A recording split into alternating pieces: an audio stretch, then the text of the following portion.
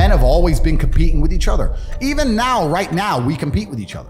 I don't buy Ferraris to drive fast. I do sometimes, but if I'm in London traffic, it's not to go quick. No. It's to show everyone else I'm richer than them. That's what it is. It's a never-ending competition. I don't wear a big diamond Patek with fucking $500,000 to tell the time. I tell the time on my phone. I do it because I'm loaded. And this is actually what's interesting about the world, because the world's changed. Men used to go to war and fight each other in physical combat, and now we don't, because we're more civilized in some regards. That's violence is still the bottom line of society, but we try and avoid it. Men are constantly doing combat by showing each other how we can move world with money. We're constantly in combat because of our status. 99% of what men do is for status. We want to be in good shape for status. We want the fast car for status. We want the nice house for status. We want the diamond watch. We want the hot girl. This is all for our status. Look at me. I'm the big dog. This is how we compete with each other.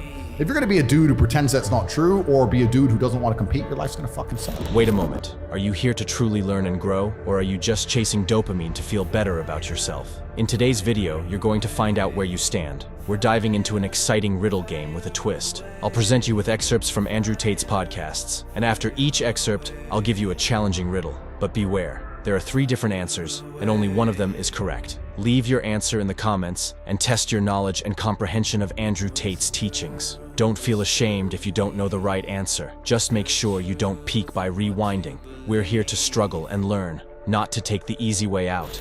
In a world where status is everything, what must you become to not fall behind? A. A master of wealth. B. A leader in status. C. A pioneer in power. In Tate's view on status and power, what does the Ferrari symbolize in the busy streets of London? A. The speed of life. B. The illusion of wealth. C. The fight for recognition.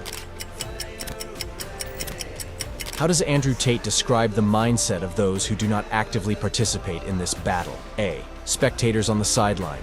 B. Leaves in the wind. C. Shadows of the real heroes. This war is coming for everyone. It can't be avoided. You're either going to become someone like me who's fighting against it, the counterculture, or you're going to buy into it and be a victim of it.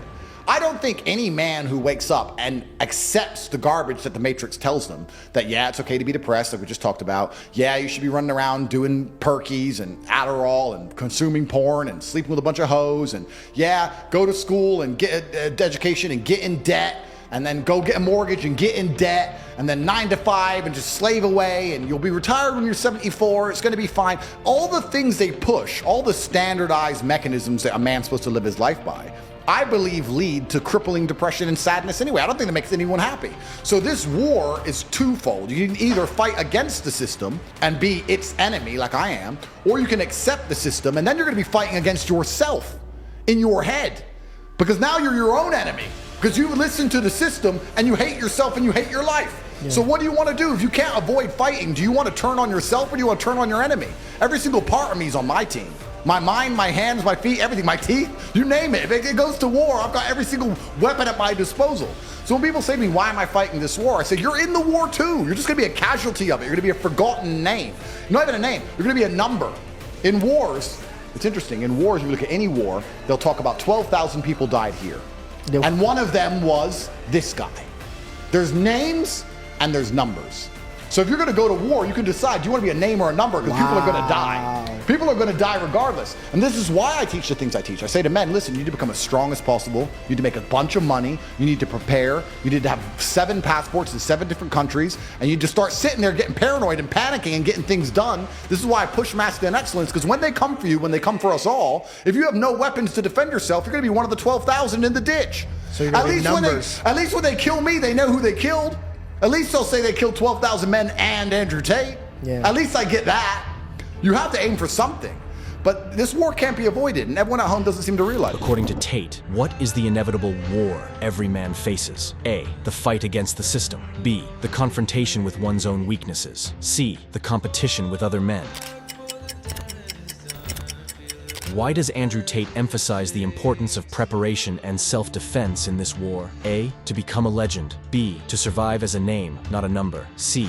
To dominate others. How does Andrew Tate perceive the role of money and power in this struggle? A. As tools for self-improvement. B. As weapons in the war for status. C. As means to suppress others. Your girl left you, you miss her. I get it. We've all been heartbroken. She's with a new guy. You're upset. She doesn't care. You care. I get all of it. But there has to be a point where you get to a level of pride and you just go, that's not who I am. I lost her. That's life. You just got to get on with it. And the best way is to have, where do you find the strength when you're in these difficult situations? I always find the strength from my last name. I'm Andrew Tate. I'm Andrew Tate, so I just have to do it. I'm in a Romanian jail cell. I wake up, there's cockroaches in my bed. They're all over my face. What am I going to cry? Well, am I bitch out? Am I going to go and sign a piece of paper and say I'm guilty? I'm going to sell my brother out? Is that what I'm going to do? Am I going to go fucking lie and put these and sell the girls out like they want me to? Am I going to stand up and say I'm sorry for saying go to the gym like a pussy? No, I'm going to take the cockroaches off my mouth. I'm going to do some push-ups because I'm Andrew Tate. When shit really gets hard, honor and courage and bravery and your last name is all you've ever had. It's all you're going to have. And it used to be like that in the olden days. That's why no one did this dumb shit. They were just too embarrassed to even do it. And this is why you're saying, how do we fix the country? Absolutely all of it comes down to the fact that, especially with men, none of them are bestowed with the things that the masculine essence needs to be a good man. You need pride, you need honor, you need a healthy level of ego, you need all of these things. We're taking it all from boys, and what are we giving them instead? Video games, porn, weed. And what do you expect of these people? What do you expect of these shit versions of men besides trash output? You're going to get garbage of all across the spectrum. Either they're going to do nothing or they're going to do something bad. They're certainly not going to do anything good when they don't try for anything in their lives. How are they going to do something good? How does Andrew Tate approach the concept of loss and disappointment, like losing a loved one? A, as an opportunity to grow. B, as an inevitable part of life. C, as a test of true strength. What does Tate consider the ultimate source of strength in tough times? A, the power of the individual. B, the pride in one's own name. C, the will to survive. Why does Andrew Tate criticize modern distractions like video games and porn for men? A, they weaken the male spirit. B, they replace real achievements. C, they distract from the real war. You've heard the insights, tackled the riddles. Now it's your turn. Leave your answers in the comments, and let's discover together who truly understands what it means to be a man in Andrew Tate's world. Don't forget to like, subscribe, and keep striving for growth and success. Until next time.